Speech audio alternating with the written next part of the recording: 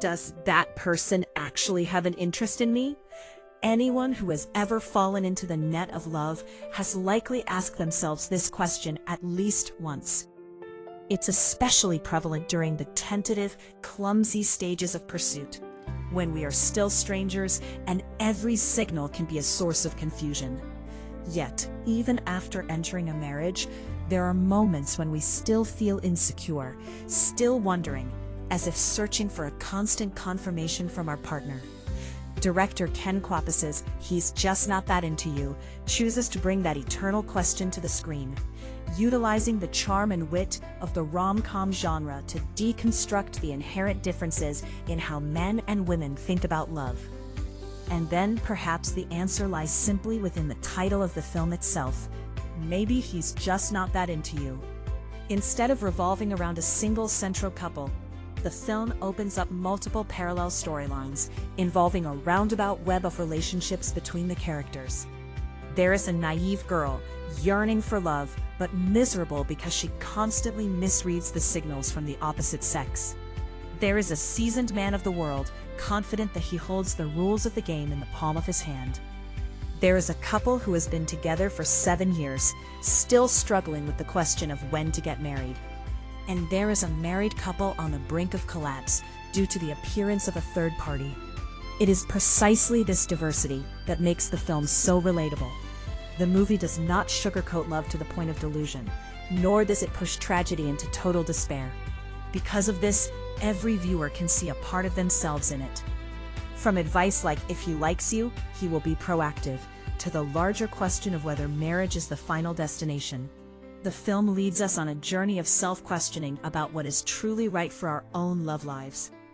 Today, let's talk with Movi Review about the topic of dating and love through the lens of He's Just Not That Into You. The film follows 9 characters struggling with emotional troubles, particularly focusing on Gigi. Although she possesses a cute and optimistic personality, she has a fatal weakness. She frequently misunderstands romantic signals. The cause stems from the words of the board of directors constantly whispering in her ear. From a young age, when teased by boys, girls are often reassured by their mothers that he's doing that because he likes you and wants to get your attention. This sweet consolation inadvertently sowed into the minds of girls, including Gigi, the idea that love is sometimes expressed through bad or avoided behavior, a distorted belief that is nonetheless common in popular culture. On her journey to adulthood, Gigi also has a sisterhood, characterized by solidarity. They are ready to construct every possible reason, which they might actually believe themselves, to explain a man's silence and disappearance, except for the most realistic reason: maybe he's just not that into you. The story begins when Gigi is set up with a guy named Connor by Janine. The date goes quite well, ending with a kiss on the cheek and a promise to meet again. To Gigi, signs such as Connor ordering more drinks to extend the conversation, remembering everything she liked, or proactively hugging her, all pointed toward a very clear green light. Yet after that night, through the next day, and then a whole week passing, Gigi waits in vain for a single sound from Connor. Not a text, not a call, and certainly no hope for a second date. Meanwhile, on Connor's side, right after saying goodbye to Gigi that evening, he turned around and immediately called another girl, Anna, to ask her out late, but unfortunately he was rejected. Connor had been involved with Anna for a long time. They shared intimate actions, and outsiders might even think they were a couple. However, Connor was always in a state of having to guess Anna's intentions, while Anna remained ambiguous, refusing to give Connor an official status. If you are a fan of the rom-com genre, you have surely heard of 500 Days of Summer, where the male lead Tom also falls into a similar trap, self-directing a love story based on his own illusions, through intentionally misreading signals from Summer. Both Tom, in 500 Days of Summer, and Connor and Gigi, in He's Just Not That Into You, share a common trait. They evaluate events based on confirmation bias. the manifestation of unconsciously seeking information to reinforce existing beliefs.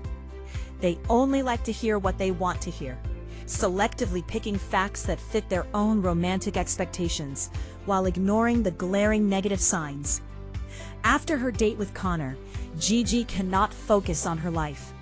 She constantly checks her phone, anxious and sighing, until she can wait no longer and runs to the bar Connor frequently visits. Gigi doesn't find Connor, but in return, she meets Alex, Connor's best friend and the bar owner.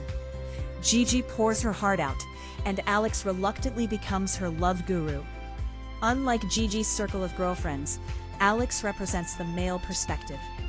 He shares the most honest and harsh truths about the thoughts behind a man's actions.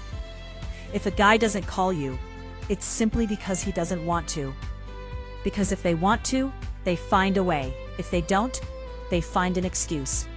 No one is so busy that they forget the existence of someone they truly care about. Alex doesn't soothe Gigi with sweet words to keep her drowning in illusions. Instead, he splashes a bucket of ice-cold water on Gigi's face to wake her up. As if light were shining into a long-held blind spot, Gigi gradually reflects on the past loves that have moved through her life.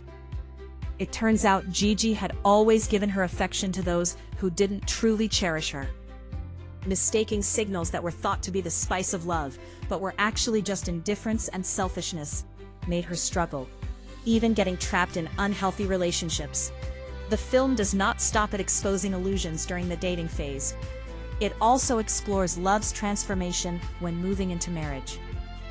There we see a paradox. Marriage is inherently considered the destination, yet it is simultaneously labeled with the prejudice of being the graveyard of love.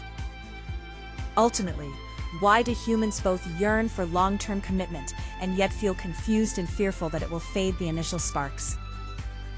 The film builds the image of two couples currently at two extremes. One couple is about to enter, and the other is about to exit, to discuss the definition of true happiness. The first couple is Beth and Neil.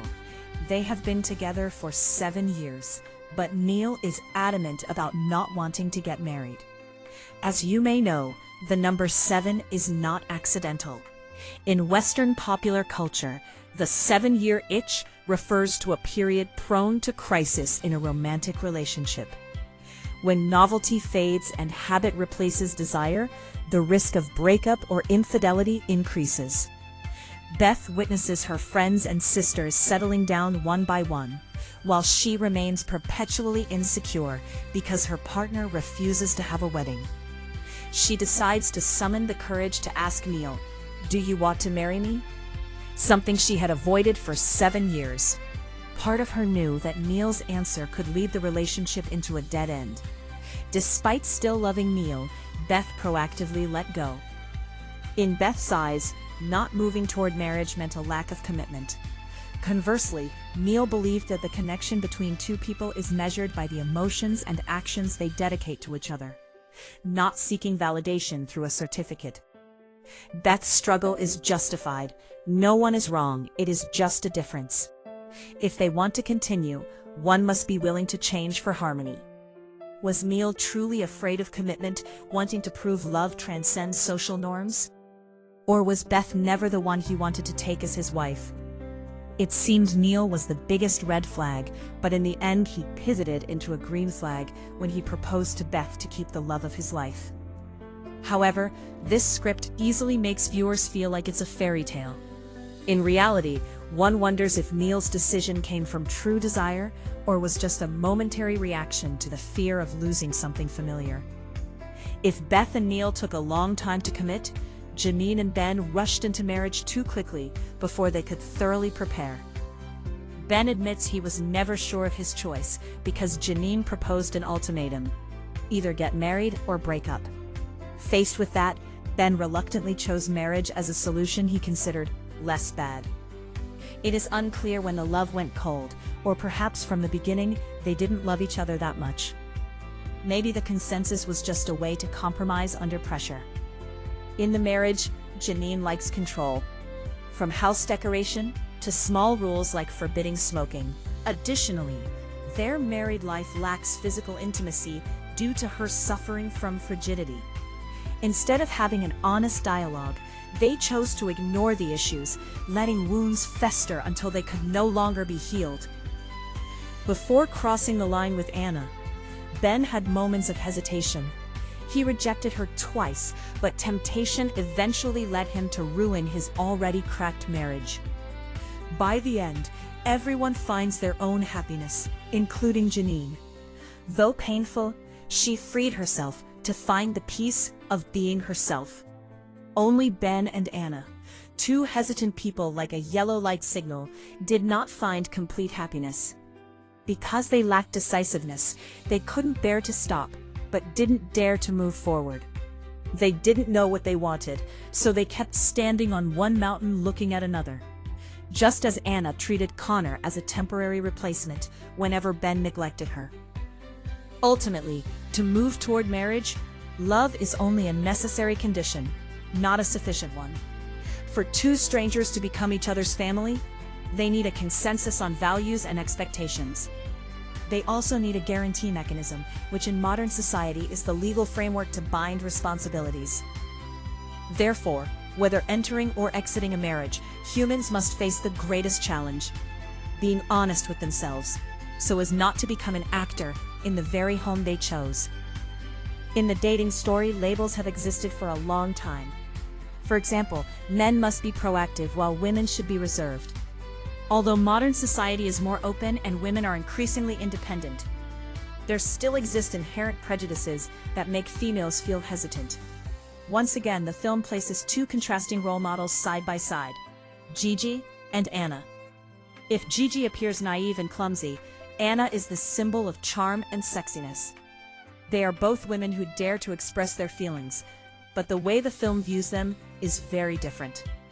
The way Alex trains Gigi seems to be to help this pitiful girl avoid being embarrassed or turned into a joke. But if it were Anna, would anyone have to worry about every small behavior? Here, we see how society unconsciously applies double standards. An ordinary person, like Gigi, is not allowed to be too eager, while a sexy person like Anna is default assumed to be the winner because she is too attractive to be rejected. Alex plays the role of a behind-the-scenes advisor, an embodiment of self-proclaimed love experts. He gives advice that seems objective, but is actually a projection of personal experience imposed as universal truth. Thus, gender prejudices and stereotypes are further emphasized. Tutoring Gigi, Alex always asserts that the men Gigi aims for do not like her and are only playing with her feelings. This makes Gigi confused, gradually losing faith in her own intuition. Ultimately, love is not a psychological game or a strategic problem. It is a very private experience that does not follow any formula. The rules that Alex taught Gigi, while helping her wake up, also re-established the power to define love as belonging to men. Initially, Alex was confident because he knew the rules. But in the end, he himself had to surrender to Gigi's overwhelming sincerity. The film closes with a simple philosophy: love has no winning or losing. We love and are loved when we find in each other understanding and the feeling of being seen. True love does not require us to perform under labels, but allows us to be fully present in our imperfection. Instead of learning to guess signs, you can learn to speak your feelings. If you like someone, let them know. If they don't respond, it's not your fault. It's simply because you are not their exception. Believing that you deserve to be the exception is also the belief that you deserve to be loved and prioritized. That person will appear, but only when you are persistent and courageous enough to seek them out. Just like Gigi, who went through disappointments but never stopped believing, finally finding the true love of her life. Beyond the main characters, there is the story of Mary. Mary represents the modern woman, dynamic, open, and having many channels of connection. But it is precisely that abundance that makes her emotional life become lost. The climax is when Mary discovers a guy was sending the exact same sweet messages to a series of other girls. The ease of flirting shows that love in the age of technology not only lacks sincerity, but also effort. When everything is copy-paste, affection becomes a surplus commodity. Mary complained that to make an impression, she no longer needs to go to the salon, but only needs to edit her profile. He's Just Not That Into You was released 16 years ago, but the stinging issues in online dating were already beginning to bud. Communication became weirder when plain text messages were considered dry, leading us to attach emojis to avoid being misunderstood. Technology helps us connect conveniently, but it also makes everything pass by hurriedly, lacking a lingering essence. We can chat with many people at the same time, making it hard to give full attention to anyone. Meanwhile, if meeting in real life, we clearly feel their presence, from their eyes to their heartbeat. That was also the way Mary fell in love with Connor when they accidentally met at a cafe. This script completes the roundabout of relationships, creating a perfect ending according to the rom-com formula. He's Just Not That Into You is not a groundbreaking film. It is even labeled as cliché for its stereotypical messages. This can be explained because it is an adaptation of a self-help book.